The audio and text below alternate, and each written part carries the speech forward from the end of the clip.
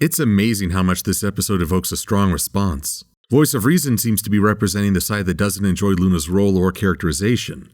And now, for a differing viewpoint, please welcome Grandpa's. Wait, you're not my grandpa. No, it's Grandpa's. Well, where are the others? Others? Yeah, Grandpa's. And you're pretty young to be claiming that title. No. Say it with me. Grand? Paws. Like puppy paws? Do most of your collaborators get this annoyed? I swear to Celestia, remember to double tap every single one of you. Right, okay, never mind. Voice of Reason shared a very strong opinion regarding Luna as a character and fan favorite, and whether or not the hype she receives is deserved. And while I can see where his frustration is coming from, I can't say I agree with his reaction. Luna, perhaps more so than many other characters in this show, is flawed, and flawed deeply. But it's those same flaws that some might see as a reason to not give the character so much time in the limelight that I say can actually make for more compelling and interesting but still family-friendly. I created the Tantibus to give myself the same nightmare every night. To punish myself.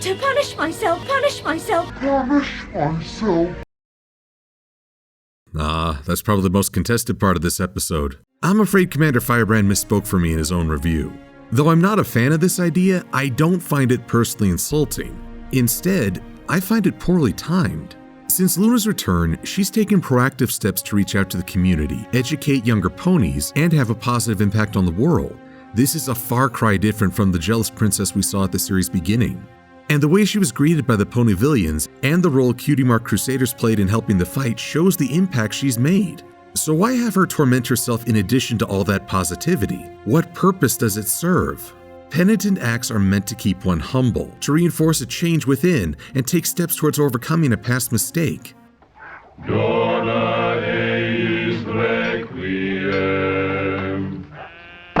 The Tantibus, by contrast, is a constant punishment that does not move towards self-improvement or motivation.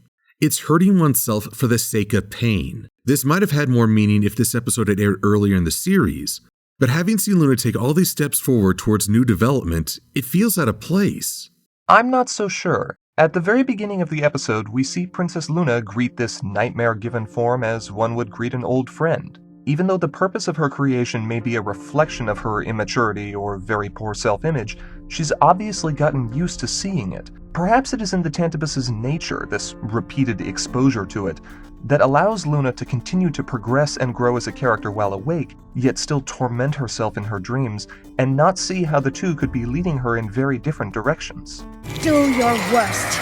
And really, the Tantibus itself is a masterpiece of storytelling, even if it feels out of place within a TVY cartoon. As a quick experiment, I'd like to ask everyone to briefly think back on a moment in your life when you did something embarrassing or acted in a way you may be ashamed of. Do you have a moment like this, Silver? Depends. What time is it? I'm going to assume it's been at least 10 minutes. You delightful optimist.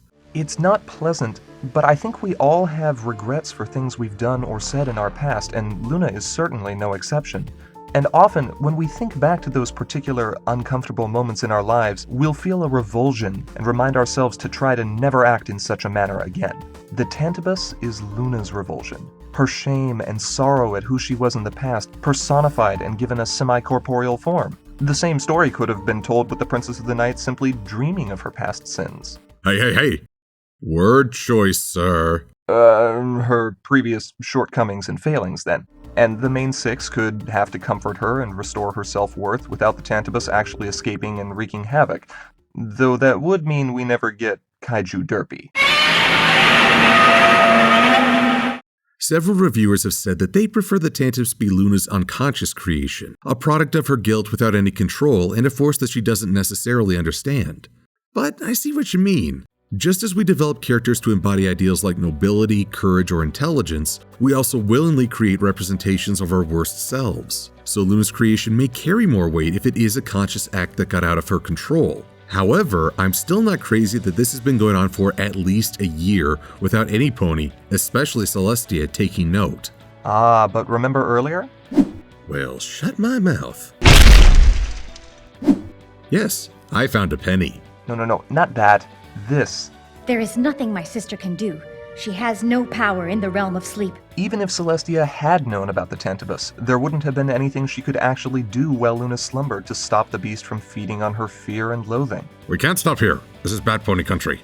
Again, word choice. Let's not forget the fact that Princess Luna, for all we know, is essentially nocturnal. Though Celestia might have been able to comfort her or offer some solace and emotional healing in the waking world, the duality of the two royal sisters' natures keeps them separate and really contributed to the start of all of this in the first place.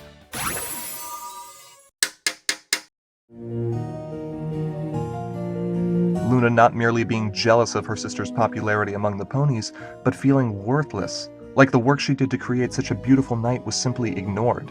This isn't an instance of poor writing or character development, though. If anything, this is why Luna is deserving of the adoration of so many fans out there, and why her backstory, especially related to her sister, is one of the most tragic, heartbreaking tales this series has yet to tell, and I defy any pony to tell me that Lullaby for a Princess isn't canon. Well, technically Celestia didn't have a pink mane back then, so I guess Not another word.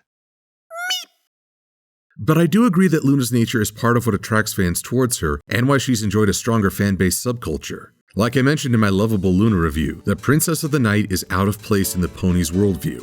She's not bright and pastel, she's dark, surrounds herself in a different environment, and struggles to fit in. Every other princess, including Twilight, receives automatic deference because of their title. Luna is the only one who has had to earn ponies' respect on screen. Compare that to how the Brony fandom started out. No one saw this coming, and even its own fans were unsure of how they fit. Luna became a symbol for that sense of displacement, and that gained her a lot of sympathy. Perhaps fans overprojected, but that's the power of storytelling. A character can take on more meaning than even the creators envisioned. These days, the Brony fandom has settled more, and the rest of modern culture seems to have either accepted or doesn't care. But Luna's status as a symbol for the socially awkward remains. And yes, that's part of the reason I enjoy her as well. I concur. Where the other princesses can appear either as flawless role models or individuals who have learned to overcome their own shortcomings, Princess Luna's episodes still seem to revolve around personal character growth or self-improvement, either in regard to her personally or those she is attempting to assist, as in the case of the CMC. From what I've seen depicted in the series so far, Celestia functions as a mentor figure and an aspiration for Twilight, and the writers want us to believe that Cadance is practically perfect in every way.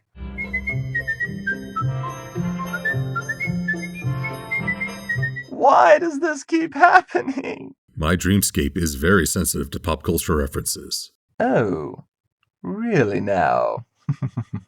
So the question now is, how does Luna go forward from here? She's been forgiven by others and seems to have forgiven herself. Does this mean she's completed her character arc? I don't know if I'd call her arc completed, but it's certainly moving forward. Luna will most likely continue to serve as the character that fans who feel out of place or different try to relate to, and there's nothing wrong with that. It's good to have a show with a cast diverse enough that we see elements of ourselves reflected in a character. But Luna is also not wallowing in her grief any longer, or at least I'd like to believe so after seeing the end of this episode. And this can serve as a powerful lesson. No one is truly perfect, but just because we've fallen short in our past or don't think we're worthy of the lofty opinions others may have of us doesn't mean we don't have value. It's important to recognize that each day provides an opportunity to grow, and to seize those opportunities. In doing so, even someone like Luna, who might only see the dark side of herself, can eventually be brought up to the light by her friends. And I think that covers the gamut of views on Luna. Some of us find a lot we can enjoy and empathize with. Others aren't as attracted to that idea. But as Grand Pause says, the strength of this show lies in character diversity. So here's hoping we get to see each princess put forth her best self in future episodes. Indeed. Hey, Silver, are we still in your dreamscape? Yes. Why do you ask? Well then, I guess it's time for us to Rick and roll. Rick and what? Oh no. No! Never gonna give you, never gonna let you down. Treachery! How dare you use my meme-tastic memory against me? At least change the theme song. Fine. That's better.